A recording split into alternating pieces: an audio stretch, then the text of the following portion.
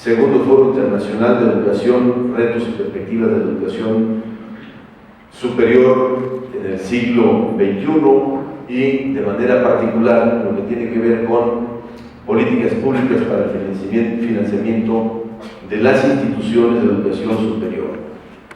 Y gracias, porque sin duda este es un tema de la mayor relevancia para la propia universidad, como lo es para el resto de las universidades públicas del país, de la educación superior en México. Primero, estrictamente sobre el tema que tiene que ver con consideraciones generales sobre la educación superior. El segundo, sobre un planteamiento vinculado al presupuesto. Tercero, caso particular de Michoacán. Y cuarto, el tema general de un par de reflexiones que quiero compartir con ustedes.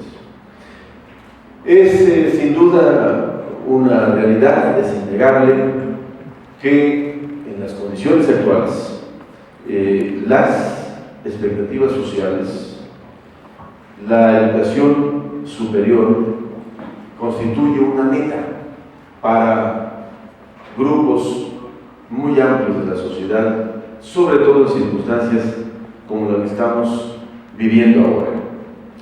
Sin embargo, esta situación, que es una realidad en muchos países del mundo, en México todavía se sigue manteniendo como un anhelo.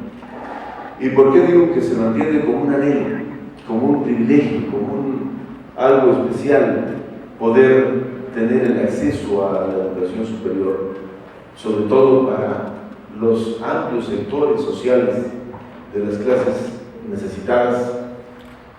Porque el porcentaje, la cobertura de educación superior en México sigue siendo, a pesar de muchos esfuerzos, muy limitada, muy baja, que países que empezaron en décadas recientes el proceso de su transformación han alcanzado en este momento coberturas superiores al 80% de educación superior, y que nosotros seguimos todavía anclados en un 30-32% de cobertura nacional en educación superior, y en consecuencia, por ello digo, sigue siendo un anhelo alcanzar, a pesar de que la cobertura en educación básica es casi total. Esa es la diferencia, es casi total. En educación superior no es la misma realidad. Fíjense ustedes, qué complicado. En promedio, de cada 100 estudiantes que ingresan a la educación primaria, solamente la mitad termina la educación media superior.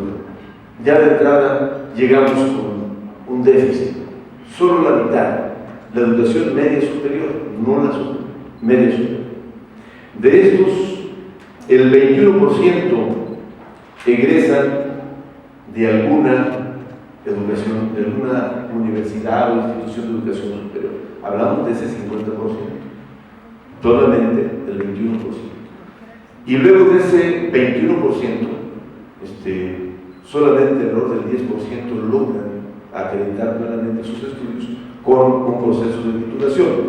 Si hacemos este recuento, vamos a encontrar que la cifra de estudiantes que llega al final de esta ruta anda alrededor de entre 5 y 8 de cada 100 que fueron a la educación primaria. Entonces, el impacto, el efecto es negativo y en consecuencia el reto muy grande. De acuerdo con datos de la Secretaría de Educación Pública, en el 2014, son datos de 2014, todavía traemos en el país un porcentaje de analfabetismo nacional del 6%. Michoacán andábamos alrededor del 13%, no sé ahora dónde estemos, pero a nivel nacional todavía traemos una franja de población que no sabe leer ni escribir estando en la edad de hacerlo. si estamos hablando del 6%, estamos hablando de alrededor de 6 millones de personas que no tienen esta posibilidad. Ante estos hechos, hay que seguir insistiendo en la importancia que tiene el derecho a la educación, como un derecho establecido en la Constitución, de lo más avanzado, en el texto de la Constitución, el derecho a la educación, pero que no siempre es posible alcanzar ese propósito, como no se cumplen otros también, digo, no solamente el derecho a la vivienda, al trabajo digno, la justicia pronta y expedita, es decir, hay, en consecuencia, junto con esto, pues todavía muchas deudas pendientes para la sociedad. Sin duda que la educación, y qué mejor lugar que este para decirlo, es uno de los pilares fundamentales del desarrollo.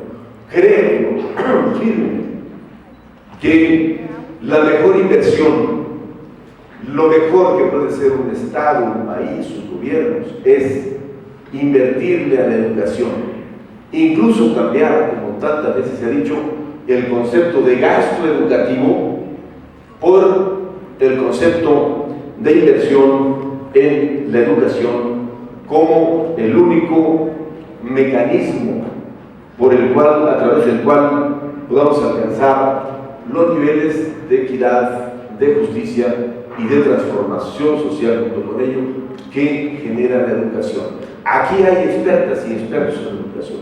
No habrá otra manera de transformarlo socialmente que no sea vía la educación y la cultura. Y siendo esta dimensión la que alcanza estos conceptos, el compromiso con ella tiene que ser mayor, porque solamente también a través de ello alcanzaremos otros retos, otras metas dentro de la vida social, entre ellos el propio fortalecimiento de la democracia. Nosotros en el marco del trabajo que nos toca hacer para aprobar los recursos públicos que van a fortalecer la educación, traemos un debate desde hace muchos años. Nuestra postura ha sido cómo alcanzamos el mínimo que ha planteado la ONU en materia de educación. Destinarle a esta tarea tan importante el 8% del Producto Interno Bruto para el tema de educación. No ha sido posible alcanzarlo, y ahorita veremos las cifras más adelante, pero no hemos quitado también el dedo del renglón, que esto tiene que ser la más alta prioridad para un Estado, para un país como nuestro, que espera a transformar las circunstancias en las que están.